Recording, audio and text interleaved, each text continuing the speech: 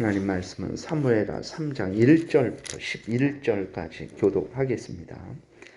사울의 집과 다윗의 집 사이의 전쟁이 오래매 다윗은 점점 강하여 가고 사울의 집은 점점 약하여 가니라. 다윗이 헤브론에서 아들을 낳았으되 맏아들은 암논이라.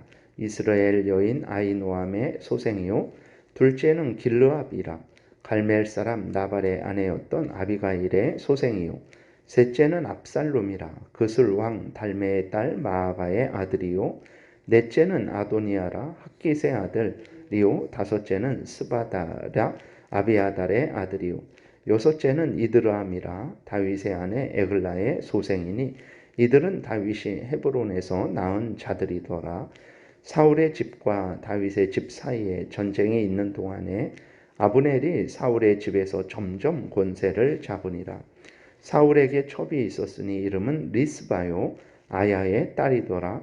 이스보셋이 아브넬에게 이르되 내가 어찌하여 내 아버지의 첩과 통간하였느냐 하니 아브넬이 이스보셋의 말을 매우 분하게 여겨 이르되 내가 유다의 계머리냐.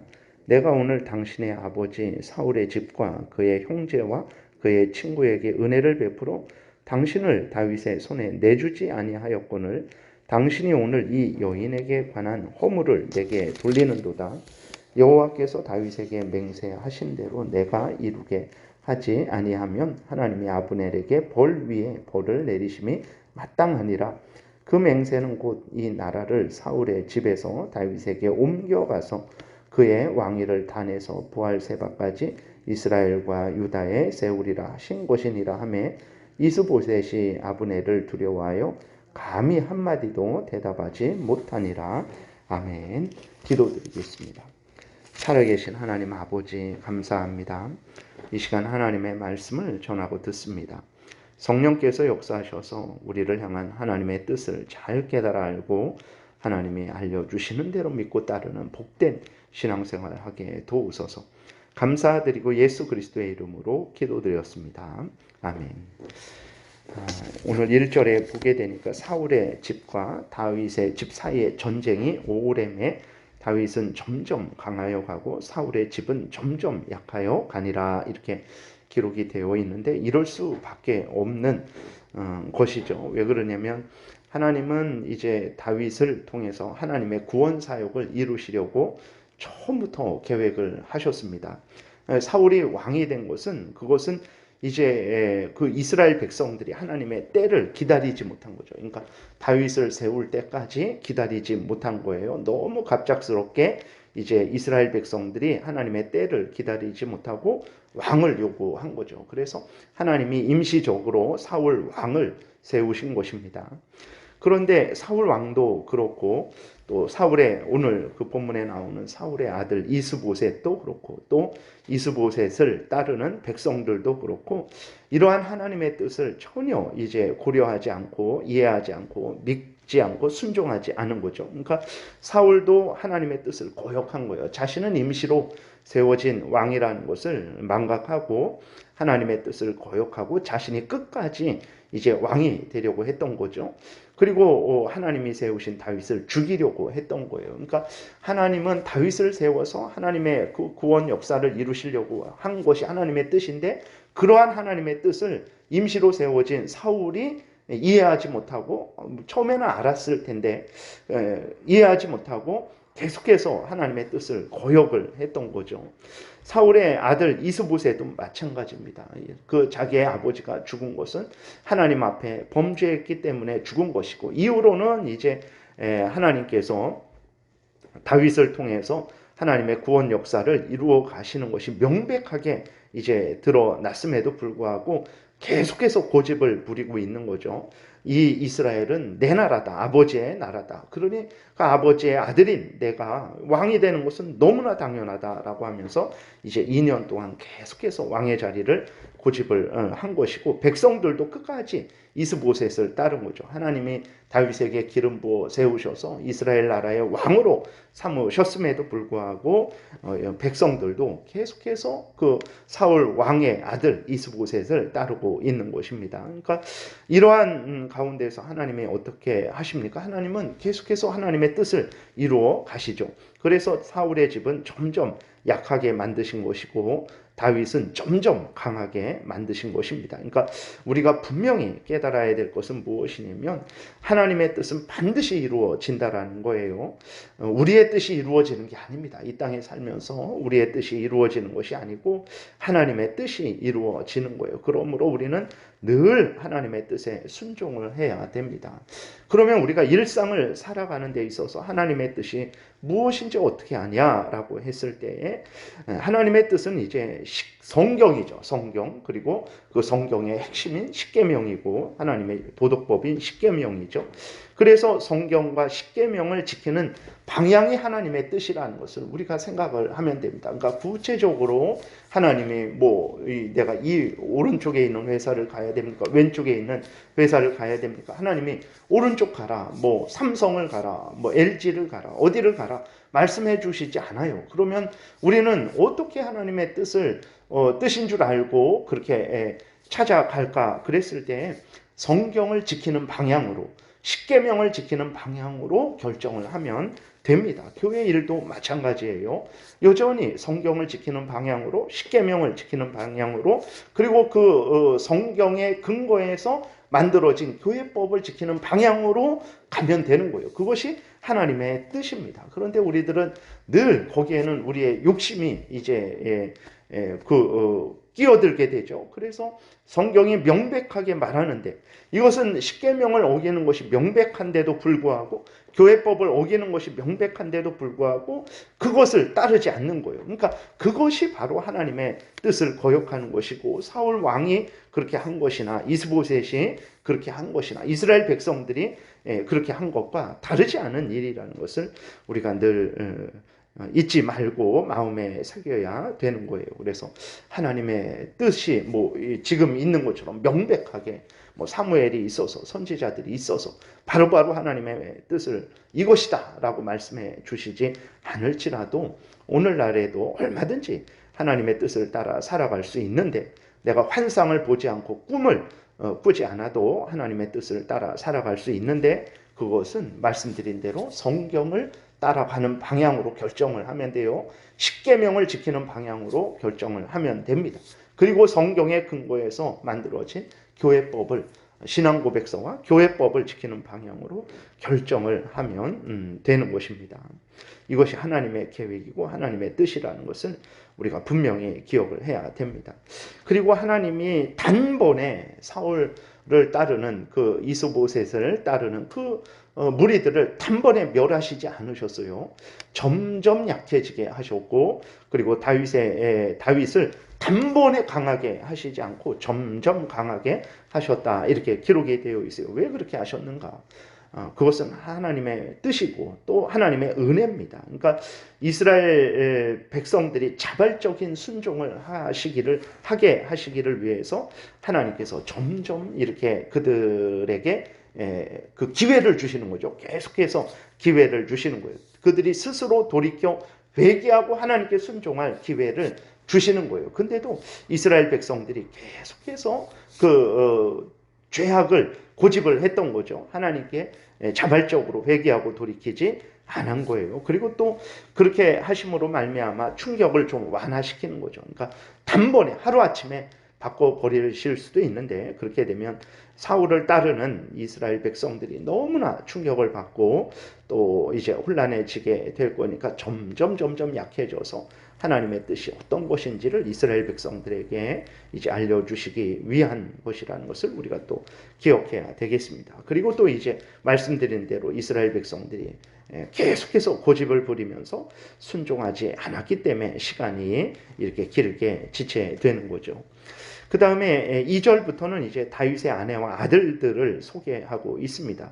5절까지 보게 되면 다윗이 6번째 부인까지 얻은 것으로 나와 있어요. 근데 전체적으로 보게 되면 다윗은 평생에 9명의 부인을 얻습니다. 그리고 대략 한 19명의 아들들을 얻어요. 이렇게 다윗이 여러 명의 아내를 둔 것은 하나님의 뜻을 어긴 것이라는 것을 우리가 분명하게 마음에 새겨야 됩니다.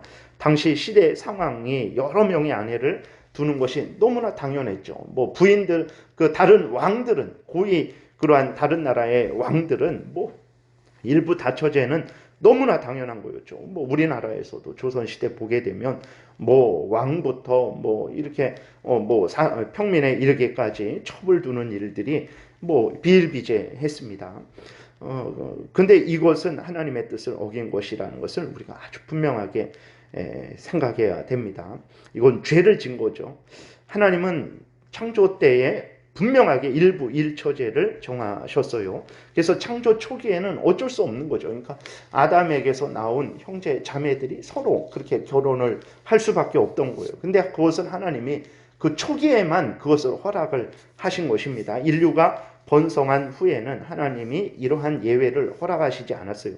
인류가 번성해서 자기 형제 자매와 결혼하지 않아도 될 정도가 되었을 때에는 정말 다른 그러한 그 근친끼리 결혼하지 말아야 되는 것이고, 또 그때에 계속해서 일부 일처제를 따라야 되는 거죠. 그런데 계속해서 그 인간의 죄악이, 탐욕이 그렇게 그 죄로 인해서 일부 일처제가 지켜지지 않고 이렇게 일부 다처제가 시행이 됐던 거죠. 이것은 분명한 죄악이고, 하나님의 그 창조 법칙, 하나님의 뜻을 어긴 것에 대해서는 반드시 거기에는 형벌이 있다라는 것도 우리가 기억을 해야 되겠습니다. 그래서 어쨌든 다윗이 범죄함으로 말미암아서 징계로 그 집안에 칼이 떠나지 않았지만, 그 죄악을 저지른 그러한 자들은 다윗의 일부 다처로 인해서 얻은 많은 자녀들 가운데 서로 죽고 죽이는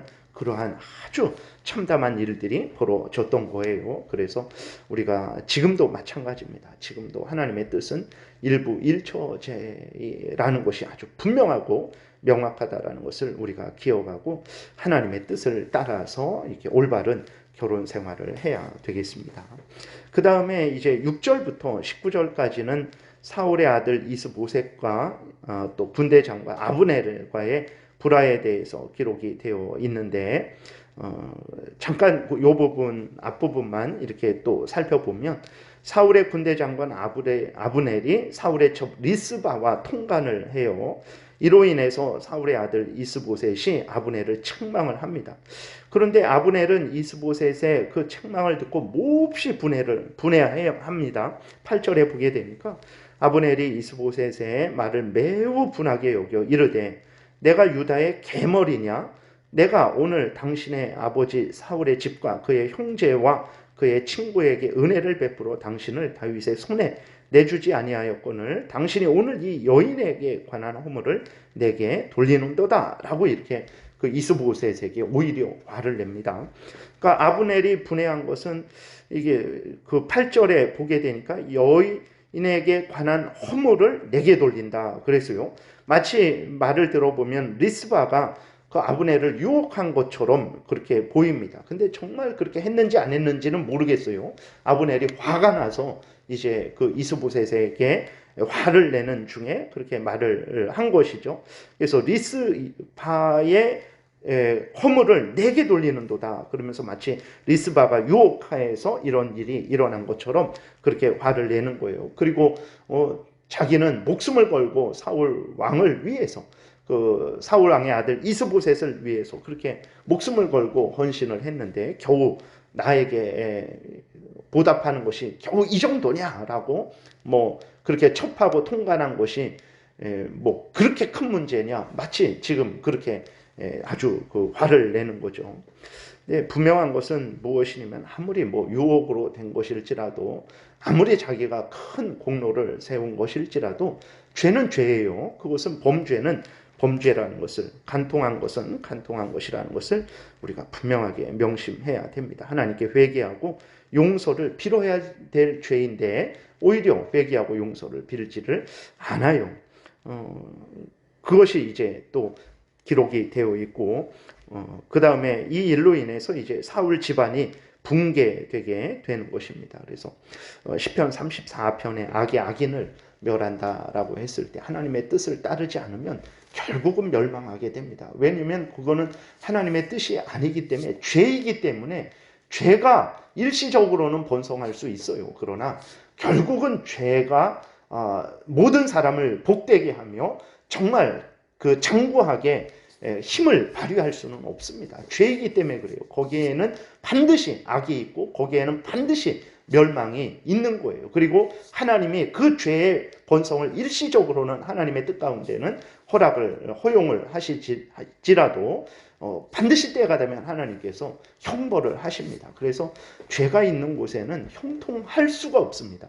그래서 그 아브넬과 이스보셋이 하나님의 뜻을 거역하고 사울 왕가를 계속해서 유지하려고 했는데 이것은 하나님의 뜻을 어기는 거죠. 그러니까 그것이 이제 형통할 수가 없는 거예요. 계속해서 유지될 수가 없는 거죠. 결국은 무너지게 되는데 이 일로 인해서 이제 그 이스보셋의 그 왕이 된 것이 이제 무너지게 되는 것입니다. 그래서 다시 한번 정말 복받기를 원하고 정말 형통하기를 원하고 정말 이 땅에서 평안하기를 원한다면 하나님을 의지해야 되고 하나님의 뜻을 따라야 됩니다.